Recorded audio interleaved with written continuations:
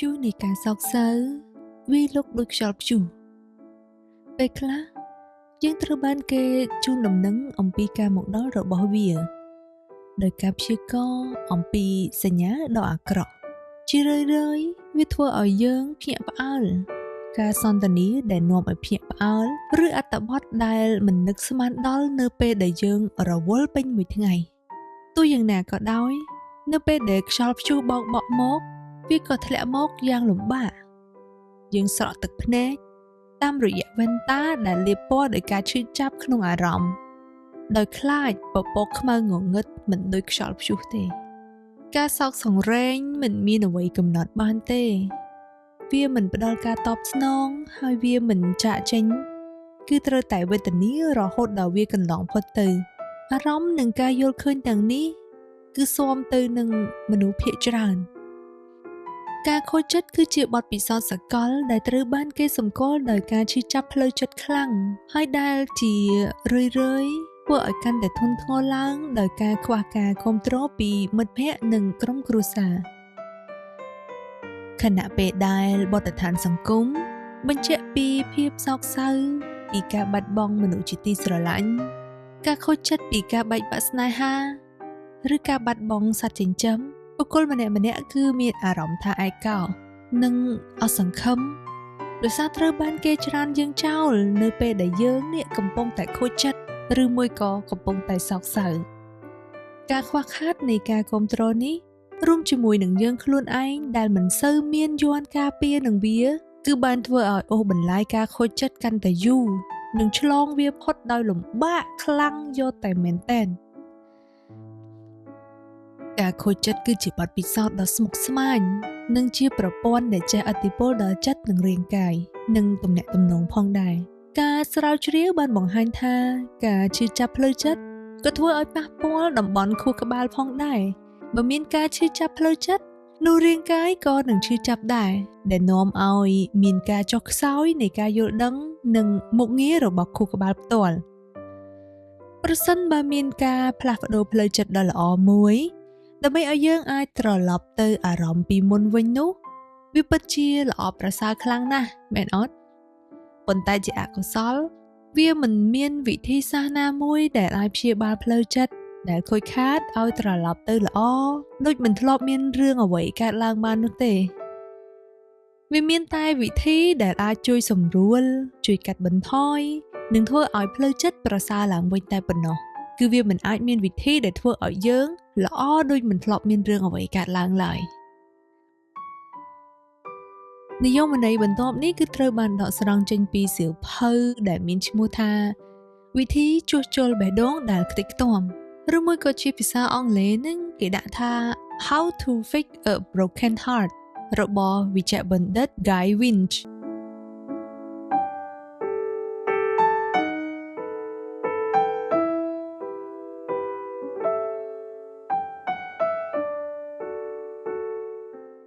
បេះដូងដែលខូចគឺជាម៉ាស៊ីននៃភាពផ្ទុយគ្នាខាងផ្លូវចិត្តដែលមិនចេះចប់មិនចេះហើយ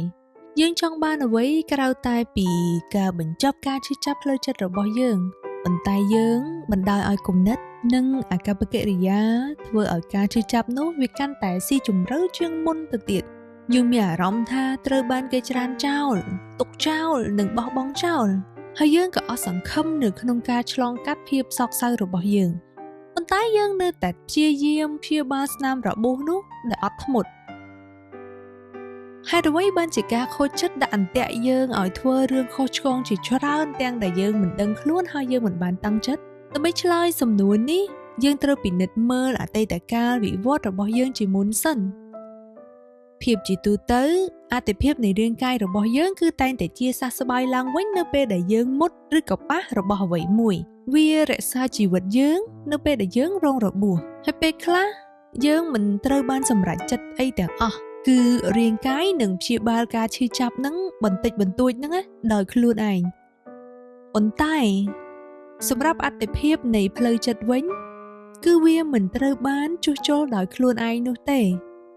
ចង់ឬមិនចង់នេះគឺជារឿងចាំបាច់ដែលយើងត្រូវតែនៅឲ្យឆ្ងាយពីស្ថានភាពដែលធ្វើឲ្យយើងឈឺចាប់នៅក្នុងពេលបច្ចុប្បន្នឬមួយក៏អតីតកាលបទពិសោធន៍កាន់តែឈឺចាប់ ចិត្តរបស់យើងគឺកាន់តែពិបាកគេចង់បង្ហាញប្រាប់យើងថាពេលដែលយើងមុតដៃមុតជើងបន្តិចបន្តួចរាងកាយយើងនឹងគឺវាអាចព្យាបាលដោយជាវិញតែខ្លួនឯងបានតែសម្រាប់ចិត្តនៅពេលដែលយើងឈឺហើយវាមិនចេះព្យាបាលដោយខ្លួនឯងនោះទេប្រសិនបើយើងមិនទទួលបានជំនួយពីអ្នកដទៃឬមួយយើងមិនព្យាយាមនៅក្នុងការព្យាបាលប៉ះប៉ូវផ្លូវចិត្តរបស់យើងវិញដល់ទីបញ្ចប់ពេលដែលបេះដូងយើងខូចចិត្តរបស់យើងក៏ព្យាយាមរក្សាភាពឈឺចាប់និងមិនអាចបំភ្លេចបានដោយគិតពីរូបភាពនៃការបាត់បង់ទាំងអស់ហ្នឹងចូលមកក្នុងខួរក្បាលវិញដែលវាកាន់តែធ្វើឲ្យយើងនឹងលិចលង់ដោយក្តីបារម្ភនិងភាពតានតឹងនៅក្នុងការឈឺចាប់នឹងកាន់តែខ្លាំងឡើងទៀតដូច្នេះដើម្បីឈានជើងចេញពីក្តីទុក្ខសោកដែលកំពុងតែមាននេះយើងត្រូវតែកាត់បន្ថយពេលវេលាដែលយើងចំណាយទៅលើការបាត់បង់របស់យើងហើយកាត់បន្ថយសារៈសំខាន់ដែលវាមាននៅក្នុងចិត្តគំនិតនិងជីវិតបច្ចុប្បន្នរបស់យើងកុំផ្ដល់តម្លៃដល់អ្វីដែលបានបាត់បង់ឬក៏បុគ្គលម្នាក់ដែលបានចាកចេញពីយើងនឹងនៅចំណុចសំខាន់ខ្លាំងពេកត្រូវតែព្យាយាមកាត់បន្ថយដើម្បីយើងប៉ះប៉ូវផ្លូវចិត្តរបស់យើងទំនាស់ផលប្រយោជន៍ដ៏សាមញ្ញរវាងចិត្តដែលមិនដឹងខ្លួននិងគោលដៅដែលដឹងខ្លួនរបស់យើងគឺវាមានសារៈសំខាន់ខ្លាំងណាស់ប្រសិនបើយើងប្រាថ្នាចង់ជាសះស្បើយឲ្យបានលឿននិងពេញលេញនោះយើងត្រូវចាត់វិធានការដោយការតាំងចិត្តនិងរក្សាជំហរដើម្បីបដិសេធឬក៏លុបចោលនៅការបំផ្លាញនៃចិត្តដែលមិនដឹងខ្លួនរបស់យើងនោះចោលហើយប្រកាន់យកទម្លាប់ថ្មីដើម្បីពង្រឹងសុខភាពផ្លូវចិត្តរបស់យើងឡើងវិញការធ្វើដូច្នេះគឺខុសពីជំនឿនាពេលបច្ចុប្បន្ននេះយើងជាច្រើនមានការខូចចិត្តដែលអះអាងថាយើងត្រូវការពេលវេលាហើយទុកឲ្យពេលវេលានឹងជាអ្នកធ្វើការតែប៉ុណ្ណឹងទៅបានន័យដោយមិនពិភាក្សាឬស្វែងរកផ្លូវចេញដើម្បីព្យាបាលចិត្តរបស់ខ្លួនឯងទេការពិតទៅពេលវេលានឹងធ្វើការរបស់វាស្រាប់ទៅហើយគ្រាន់តែថាការព្យាបាលដោយពេលវេលាតែមួយមុខគឺវាយឺតហើយជារឿយៗគឺស្ទើរតែគ្មានប្រសិទ្ធភាពវាអាចទុកឲ្យយើងជាមួយនឹងស្នាមរបួសដែលមិនជាសះស្បើយពេញលេញទៀតផងពេលវេលាវាអាចធ្វើឲ្យរាងកាយរបស់យើងជាសះស្បើយដោយស្វ័យប្រវត្តិនៅពេលដែលយើងមុតដៃមុតជើងប៉ុន្តែពេលវេលាវាមិនអាចធ្វើឲ្យផ្លូវចិត្តរបស់យើងជាសះស្បើយដោយស្វ័យប្រវត្តិបាននោះទេតែទោះជាយ៉ាងណាក៏ដោយគុណវិបត្តិផ្លូវចិត្តនេះក៏មានផ្នែកភ្លឺផងដែរខណៈពេលដែលយើងមិនអាចបញ្ជាកោសិកាឈាមសឲ្យវាយប្រហារមេរោគឬណែនាំឆ្អឹងរបស់យើងឲ្យជាសះស្បើយយើងអាចប៉ះពាល់ដល់អ្វីដែលកើតឡើងនៅក្នុងចិត្តរបស់យើងប្រសិនបើយើងតាំងចិត្តគ្រប់គ្រាន់ដើម្បីធ្វើដូច្នោះវាមានភាពខុសប្លែកគ្នាយ៉ាងខ្លាំងរវាងការចង់ឲ្យការឈឺចាប់ផ្លូវចិត្តរបស់យើងនឹងបញ្ចប់ហើយនឹងការសម្រេចចិត្តយ៉ាងម៉ឺងម៉ាត់ឲ្យវានឹងឈប់ការជូនពរឲ្យពួកយើងអាចបន្តការដោះស្រាយបាននោះគឺនៅពេលដែលយើងខូចចិត្តត្រូវមើលកញ្ចក់ហើយប្រាប់ខ្លួនយើងថាវាដល់ពេលដែលត្រូវបោះបង់ចោលហើយត្រូវតែប្រាប់ខ្លួនឯងខ្លាំងៗបែបនេះប៉ុន្តែវាក៏រៀងពិបាកខ្លាំងដែរណានៅក្នុងការដែលយើងមើលកញ្ចក់ហើយប្រាប់ខ្លួនឯងថាត្រូវតែដើរចេញពីចំណុចនោះអ្វីដែលធ្វើឲ្យការបោះបង់ចោលពិតប្រាកដនោះគឺយើងត្រូវលះបង់ឲ្យឆ្ងាយជាងការឈឺចាប់ផ្លូវចិត្តយើងត្រូវបោះបង់ក្តីសង្ឃឹមការស្រមើស្រមៃដែលយើងមិនធ្វើអ្វីដែលខុសវត្តមានផ្លូវចិត្តរបស់មនុស្សឬសត្វចិញ្ចឹមវាមាននៅក្នុងគំនិតប្រចាំថ្ងៃរបស់យើងដូច្នេះនៅក្នុងជីវិតរបស់យើងត្រូវតែព្យាយាមនិយាយពាក្យលាយ៉ាងពិតប្រាកដមួយដើម្បីងាកចេញពីក្តីស្រឡាញ់ឬក៏ស្នេហាទោះបីគ្មាននរណាម្នាក់ត្រៀមចិត្តធ្វើរឿងនេះក៏ដោយក៏យើងត្រូវតែលះបង់ផ្នែកមួយនៃខ្លួនយើងនិងងាកមកអាណិតអាសូរខ្លួនឯងវិញខ្លះដើម្បីព្យាបាលនិងបន្តទៅមុខ Lauren គាត់សុខចិត្តបោះបង់ការជឿជាក់លើខ្លួនឯងបោះទង្វើពីមុននឹងចោលហើយប្រកាន់យកទម្លាប់ផ្លូវចិត្តថ្មីមួយដែលអាចវាស់ស្ទង់ការស្អប់ខ្លួនឯងនិងបង្កើតទំនុកចិត្តទៅលើខ្លួនឯងនឹងឡើងមកវិញហើយនោះគឺជាការអាណិតអាសូរខ្លួនឯងការអាណិតអាសូរខ្លួនឯងវាពាក់ព័ន្ធនឹងការបង្កើតសម្លេងខាងក្នុងដែលមិនវិនិច្ឆ័យ គឺជាការឆ្លើយតបទៅនឹងការរងទុក្ខរបស់យើងដោយសេចក្តីសប្បុរសនិងការយកចិត្តទុកដាក់ជាជាងការស្ដីបន្ទោសខ្លួនឯងការអនុវត្តវាពាក់ព័ន្ធនឹងជំនួសគំនិតរិះគន់ខ្លួនឯងដោយការគ្រប់គ្រងមកខ្លួនឯងវិញជាមួយនឹងការណិតអាសូរវាទាមទារឲ្យយើងឆ្លើយតបចំពោះកំហុសរបស់យើងដោយការអត់ធ្មត់ការយល់ដឹងនិងដោយទទួលស្គាល់ថាកំហុសជាផ្នែកមួយនៃភាពជាមនុស្សគ្មានមនុស្សណាដែលមិនចេះខុសនោះទេយើងពិតជាអាចទទួលស្គាល់កំហុសនិងភាពខ្វះខាតរបស់យើងតែយើងមិនគួរដាក់ទោសនិងមើលងាយខ្លួនឯងចំពោះកំហុសដែលកើតឡើងនោះឡើយការធ្វើបែបនេះមិនមានការយល់ដឹងទេហើយវាមានផលប៉ះពាល់យ៉ាងខ្លាំងទៅដល់ការជឿជាក់លើខ្លួនឯងទំនុកចិត្តនិងសុខភាពផ្លូវអារម្មណ៍ទាំងមូលចូលមកដល់ការទទួលស្គាល់ចន្លោះប្រហោងថ្មីនិងបំពេញវាជាធម្មតាយើងយល់ឃើញថាការបាត់បង់មនុស្សជាទីស្រឡាញ់គឺជាការបង្កើតភាពទទេនៅក្នុងជីវិតរបស់យើងមានអារម្មណ៍ថាក្តុកក្តួលគិតអ្វីមិនចេញនិងមិនដឹងថាបន្តដើម្បីអ្វីប៉ុន្តែការពិតទៅអ្នកគ្រាន់តែត្រូវការរាងកាយដ៏កក់ក្ដៅមួយទៀតដើរចូលមកក្នុងជីវិតរបស់អ្នកតែប៉ុណ្ណោះស្វែងរកនរណាម្នាក់ដើម្បីបំពេញភាពកក់ក្ដៅនិងចន្លោះប្រហោងនោះដូចជាដៃគូជីវិតថ្មីមិត្តភ័ក្តិអ្នកស្ដាប់អ្នកចូលរួមអ្នកពិភាក្សាឬចែករំលែកអារម្មណ៍និងរឿងរ៉ាវខ្ញុំជឿថាបេះដូងអ្នកនឹងធូរស្បើយខ្លះនៅពេលដែលអ្នកស្វែងរកនរណាម្នាក់ដើម្បីបង្ហាញរឿងឈឺចាប់ទាំងនោះចេញទៅការធ្វើសមាធិគឺជាផ្នែកមួយនៃការស្រាវជ្រាវដែលបានបង្ហាញថាវាអាចជួយព្យាបាលរបួសផ្លូវចិត្តបានខ្លះមនុស្សម្នាក់អាចធ្វើសមាធិវិធីផ្សេងគ្នាយើងអាចផ្ដោតអារម្មណ៍លើអារម្មណ៍នៃខ្យល់ចូលមកក្នុងសួតរបស់យើងក្លិនជុំវិញខ្លួនយើងនៅពេលដែលយើងដកដង្ហើមយើងអាចដឹងអំពីក្លិនខ្យល់ក្លិនព្រះអាទិត្យក្លិននៃពន្លឺឬក៏អ្វីមួយដែលបក់ផាត់ប៉ះនឹងស្បែករបស់យើងហើយយើងអាចនឹងទទួលដឹងពីរុក្ខជាតិបៃតងនានាដែលនៅជុំវិញខ្លួនរបស់យើងទៀតផងសមាធិចិត្តគឺជាទម្រង់នៃការបណ្ដុះបណ្ដាលឲ្យយល់ដឹង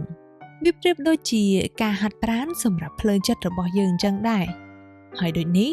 វាទាមទារការអនុវត្តជាប្រចាំថ្ងៃដើម្បីទទួលបានលទ្ធផល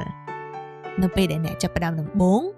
អ្នកអាចនឹងជួបប្រទះនឹងការគិតអ្វីផ្សេងមករំខាននៅកំឡុងពេលដែលយើងកំពុងតែសមាធិប៉ុន្តែនៅពេលដែលយើងអនុវត្តកាន់តែច្រើនយើងនឹងអាចស្ថិតនៅក្នុងការផ្ដោតអារម្មណ៍ទៅលើការសមាធិរបស់យើងបានយូរហើយការរំខាននៃគំនិតអវិជ្ជមាននឹងក៏មានការថយចុះផងដែរការសិក្សាជាច្រើនបានរកឃើញថាការស្ដារអារម្មណ៍របស់យើងឡើងវិញគឺជាអថេរដ៏សំខាន់មួយនៅក្នុងសមត្ថភាពរបស់យើងនៅក្នុងការជាសះស្បើយពីការខូចចិត្តអ្នកស្រាវជ្រាវបានវាស់ស្ទង់គំនិតខ្លួនឯងនិងសុខុមាលភាពផ្លូវចិត្តរបស់អ្នកចូលរួមដោយប្រើប្រាស់កម្រងសំណួរនិងការវាស់ការផ្លាស់ប្ដូរតូចៗនៃសាច់ដុំមុខដែលបង្ហាញពីការឆ្លើយតបអារម្មណ៍ដោយមិនអាចមើលឃើញនឹងភ្នែកទទេបាននោះទេវិធីសាស្ត្រទាំងពីរនេះគឺបានបញ្ជាក់ថានៅពេលដែលមនុស្សខូចចិត្តគឺមិនអាចកំណត់អារម្មណ៍ខ្លួនឯងឡើងវិញបានទេការសម្របខ្លួនទៅនឹងការបែកបាក់របស់ពួកគេកាន់តែអន់ហើយពួកគេជួបប្រទះបញ្ហាផ្លូវចិត្តហ្នឹងក៏កាន់តែខ្លាំងការជាសះស្បើយពីការខូចចិត្តតែងតែចាប់ផ្ដើមជាមួយនឹងការសម្រេចចិត្តការបដិញ្ញាចិត្តដើម្បីតស៊ូជាមួយនឹងភាពជាប់គាំងរបស់ពួកយើង